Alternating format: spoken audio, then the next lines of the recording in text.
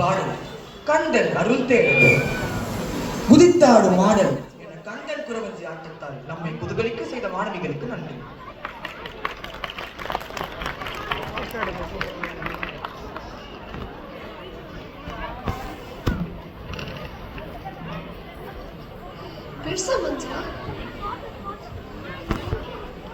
Birsa Munda was a prominent tribal leader and freedom fighter who dedicated his life to fight for the rights of indigenous communities.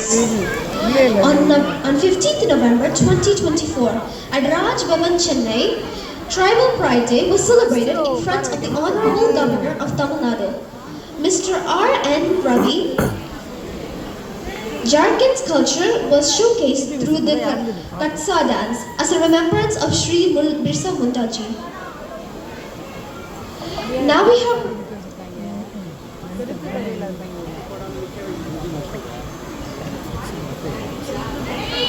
இது